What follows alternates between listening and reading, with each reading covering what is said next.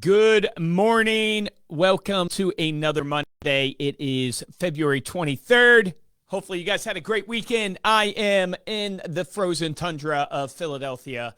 It's crazy. Just when we started to see grass again, it literally had just melted. And then this blizzard comes in again. So if you're in the Northeast, you probably are experiencing, blizzard. I think we got like 12 inches of snow last night. Again, this is probably the worst winter we have had since I moved up to Philly 15 years ago, which is pretty crazy. It's really making me rethink whether I should be in Philadelphia or I should move to Florida. Maybe I have to move the business to Florida too. They are pro-business, so have to think about that. But I want to come to you guys today and talk to you about a subject that was on my mind. Which is this whole concept of where your business comes from as a service-based sales professional. So whether you're in insurance, you're in real estate, you're a contractor, right? You're an estate planning attorney, all these service-based professionals, you being one of them as an insurance agent selling, whatever policy or whatever product you're selling, is the majority of your business is coming from relationships. 9 times out of 10, when you talk to a long-term, service-based professional that's built a really good business, they have built a database of people, and the majority of their business comes from referrals. But what's interesting, and give you a little context here, right? I run Reminder Media. As you guys know, we are a marketing company that has been focused, the first probably 15 years of our journey, we focused primarily on referral and repeat business. Like, how do you keep in touch with your relationships to generate referral and repeat business? Then we branched and expanded into more lead gen as well and nurturing leads and all this stuff. But what's so interesting over the years of working with, now it's got to be close to like 170,000 different businesses. When I say different businesses, majority of those are within 3 industries: insurance, finance, real estate, but there's over 140 that we've worked with. It's so interesting how insurance to me is one of the main ones that does not focus on their database from a marketing perspective, which I don't know why. Maybe you guys can chat in why. Maybe you haven't seen the success from the insurance side. It's just every other sales-based, service-based professional that we work with, they tend to focus on their database and get the majority of their business from their sphere. Or I should say, maybe they don't even focus on their database, but the majority of their business is coming from their sphere. So they know they need to do it. But insurance is the one space I've been in now, for a decade plus. And it's so interesting talking with the insurance agents because they are so lead focused. They're so into buying and, trying to generate leads, which I'm not knocking it. We run Facebook ads and generate leads for insurance agents and stuff like that. But the majority of your business, if you want to build a career, not just be in this business for a year, you've got to build a brand, which means you've got to get people to know, like, and trust you, which means you have to have a list of those people.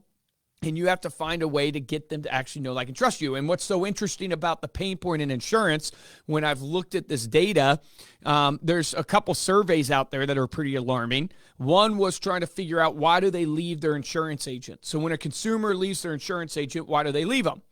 And it is over 80%, 81%, I believe it is, exact. 81% say they lacked regular and meaningful communication from their agent. And I can understand this because I bought life insurance, I can't even remember how long ago, but I have this multi-million-dollar life insurance, right, to cover me for my family. Don't tell my wife, because I might not be here anymore. No, I have this big insurance policy on me, and my insurance agent has not really reached out to me very much. And it's pretty annoying. And every year I get billed this massive amount of money for this insurance policy, and they really haven't reached out to me. And I'm thinking to myself, man, how do I switch? I'll keep the policy, but I just want to switch the agent. I don't want them to get commission off of me for this policy. They haven't really reached out to me. And 81% of people, when they leave their agent, they cite it that it's because they lacked regular and meaningful communication from them. In essence, you become just a bill collector to them. You become very transactional to them.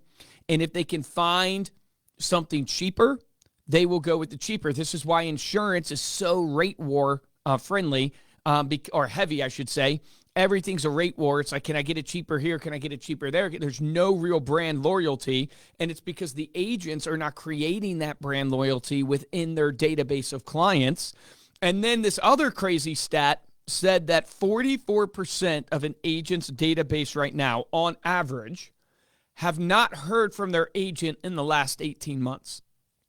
44% have not heard from their agent in the last 18 months. So here's my gut check for all of you today. Have you reached out to your entire client list in your database in the last 18 months? And here's even more important. I'm going to pull up, make sure you guys actually can hear me here, because for some reason, Facebook's platform sucks, and you can't, for some reason, see comments. So I have to go up and pull up another tab. Good morning, Lily. Good to see you. But have you reached out to your sphere, your database, in the last 18 months in an effective way that has generated you referrals or has generated you a renewal of a policy? And I would encourage you that you are probably missing out on a tremendous amount of opportunity for new business that will cost you next to nothing just by simply reaching out to your sphere to try to generate referrals. Did you know on average, the average person knows around 3 to 5 people a year that need your expertise? So if you are just trying to keep in touch with a database of 50 people, that's a potential of 250 connections, 250 new renewals, new policies that you can write. But you got to go nurture them. And so my question to you today on this Monday Mindset, this long rant, is why are agents ignoring the most cost-effective and best long-term strategy to grow their business? And I think it's because we lack patience in this industry and in life in general. Because in order to get referrals, you have to build top-of-mind awareness with your client. In order to get referrals, you have to first and foremost have done an extraordinary job for that client to create them into a raving fan. And we tend to lack that patience and that consistency that it takes to create that in somebody. And we much rather just go buy the $20 lead or $50 lead and try to call the next deal. But what I would argue, if you take a long-term look and horizon for your business, you don't want to be in this for a year. You want to be this in for a career. And so I want to encourage you today to go, hey, let me step back and ask myself, in my buyer's journey, how do I create a raving fan? How do I go above and beyond? How do I make the ask for a referral? And the story I always love to remind people of when it comes to creating fans, raving fans, I think there's 2 companies that have done it extremely well over the years. One is Chick-fil-A. The other is Disney. If you study their business models, they do an incredible job of creating a cult-like following. And the reason why I think they've done this is if you look at like Truett Cathy, who started Chick-fil-A, he wanted to bring a Ritz-Carlton experience to fast food. And if you boil it down to something, you could boil it down to this.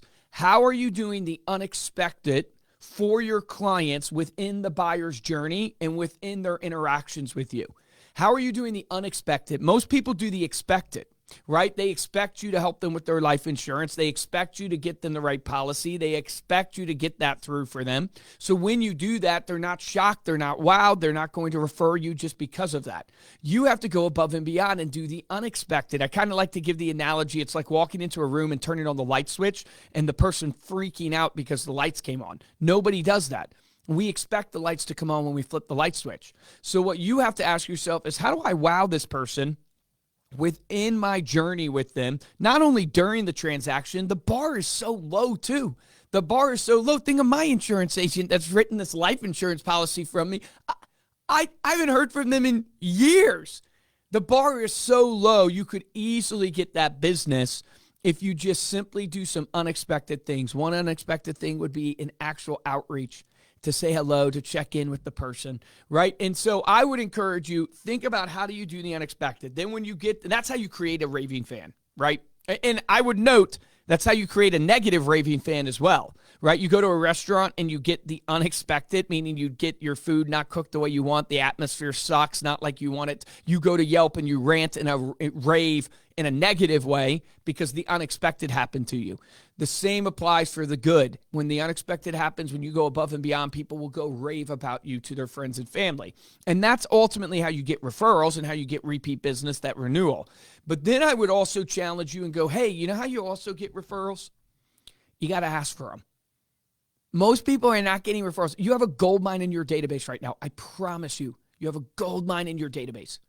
When was the last time you asked everybody in your database who they know that they could connect you with, that you could be of service to them to help them with their insurance? When was the last time you did that? You're calling leads all day. Why not take 2 hours? Call everybody in your client database.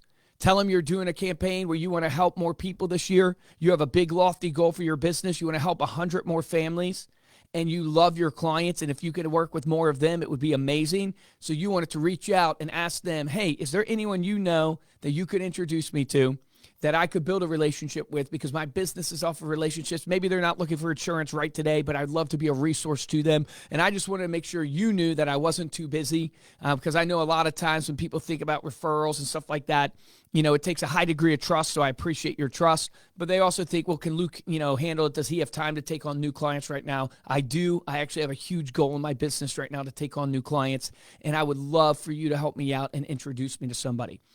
You have to make the ask, because the reason you got to make the ask is because that is what ultimately solidifies the top of mind awareness that you're after and all the other touches that you're giving. When people know that Luke is actively looking for new clients, he's actively trying to help more people. Now all of my other drip marketing, like the magazine, stuff like that, that just waters and reinforces that ask. You might not get anything on the first ask, but what you've done is you've planted an incredible seed, and people know now that Luke wants referrals, and every other thing that I do can help reinforce that message. Most people do not ask, and therefore they don't receive.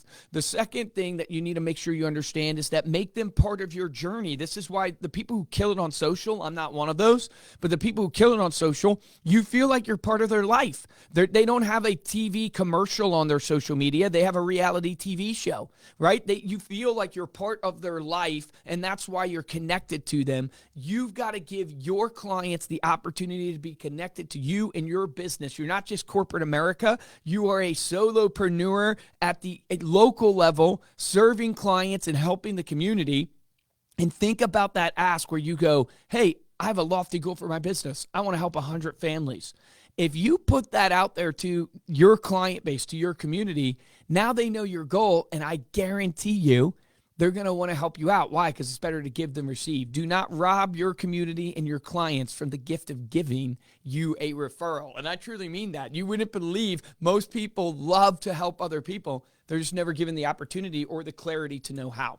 So I just want to encourage you today in this Monday mindset as we wake up here on February 23rd, and we're going to crush it this week, is that, hey, all of us are hunting for business today, but most of us are looking in the wrong place. You're fishing in the wrong fishing hole. You first need to fish with your clients. You need to fish with your sphere. There's a gold mine of 3 to 5 people per client that you have that they're going to be connected to this year that need your services and expertise. And if you find yourself losing business, 81% said it's because they lacked regular and meaningful communication from you. Get on the phone, call your clients, do that before you call your leads. Ask for the referral, include them in on the goal that you have for your business, and praise them and thank them for helping you in this, and you will watch your business explode. I've seen it over and over again in the last 15 plus years, doing this for over 100 industries with 170,000 plus clients at this point in time working with, and I just want to encourage you to do the same. So there it is. That's the Monday Mindset. Get out there and win for you, for your clients, for your family. I hope you guys have a great one. Happy Monday, and if you're in the Northeast, stay warm, and good luck shoveling your driveway. That was a pain in the butt this morning. Appreciate you guys for watching. See ya.